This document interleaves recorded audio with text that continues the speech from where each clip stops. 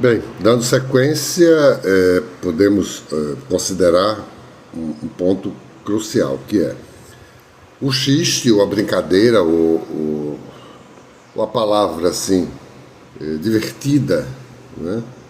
Quando se diz que um bode será colocado na sala de alguém, parece ser uma ação ou uma alusão sem consequências daquele que fala, não vendo que corre ao lado o vetor da enunciação. A mensagem parece ser que as pessoas não devem ser um animal, um tal animal, quando se trata de constituir uma sociedade tão ordenada que os dirigentes vão determinar o que cada um merece ou o que cada um pode vir a merecer. Caso contrário, a pessoa que demanda o espaço para colocar o que lhe é incômodo passa a ser o bode que incomoda todos que defendem os princípios apresentados por exemplo, por um partido dominante, ou por uma ideia dominante, ou por uma configuração dominante.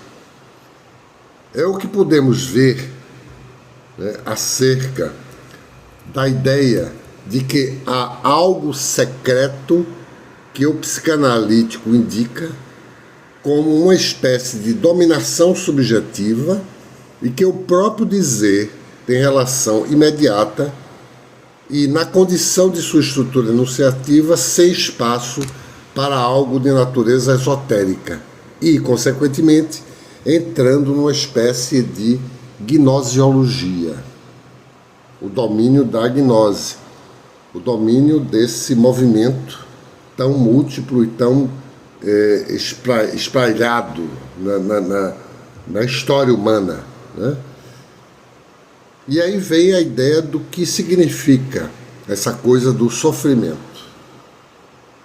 O passo seguinte vai pelos meandros de uma experiência quando se tem um grupo de jovens dispostos a escutar o que pode ter um professor a dizer e lhe pergunta algo pessoal que clama por uma ou várias respostas.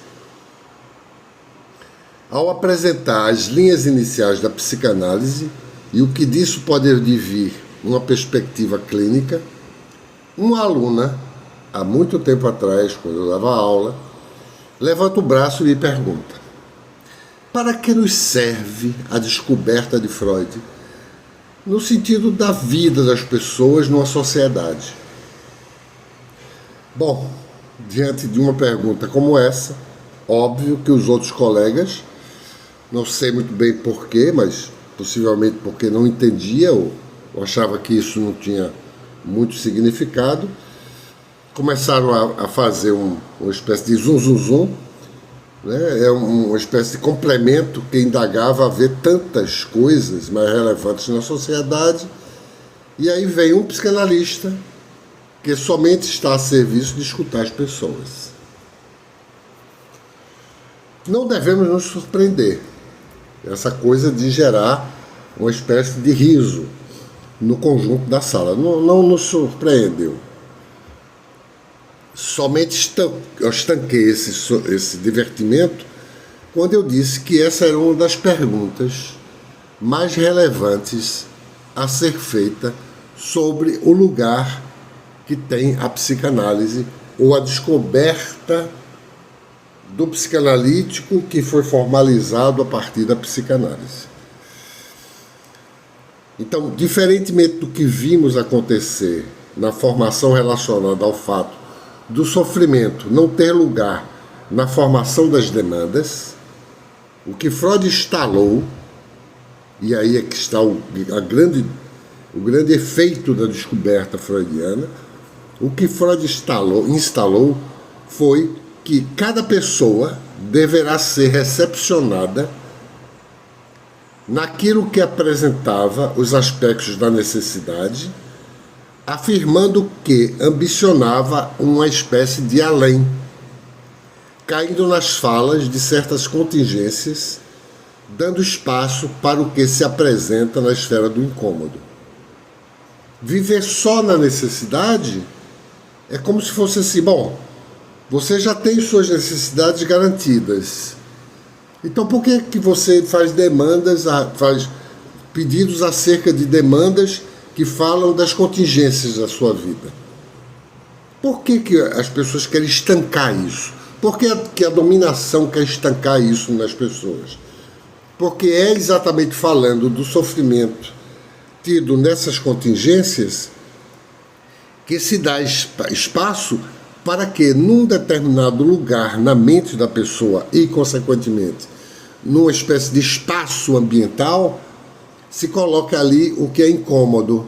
E o incômodo, aquilo que não tem cômodo, mas que incomoda, é algo que destrói qualquer tipo de dominação. Então, é a estruturação de uma escuta do psicanalista, tendo como medida tratar o que uma pessoa afirma sobre a sua vida e seus sofrimentos, vendo nisso o traço de dignificação subjetiva. A pessoa chega com o seu sofrimento, falando das suas contingências, procurando algum sentido, e nesse contexto a pessoa cria um espaço e diz assim, olha, eu quero ser escutado por você, né? Por você, por psicanalista ou qualquer pessoa, mas eu quero ser escutada na medida em que há nessa escuta uma dignificação daquilo que eu estou vivendo como insatisfação. Antes de Freud, o sofrimento não devia merecer respeitabilidade. Haja vista existir um consenso sobre a subalternidade das pessoas que chegavam falando de suas insatisfações em suas vidas, situadas em suas vidas. Quer dizer, não tem porquê a pessoa, se já tem cumprido certos parâmetros, que são tidos como os parâmetros necessários, a pessoa vá com isso procurar ir além com as contingências e as falas sobre as contingências.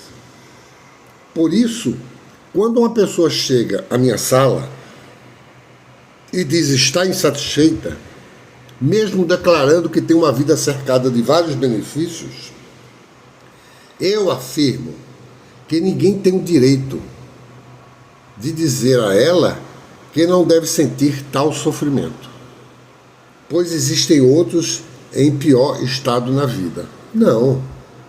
Cada pessoa pode trazer a sua casinha restrita, desejando uma casa maior que resulte na expansão das contingências da vida de qualquer pessoa.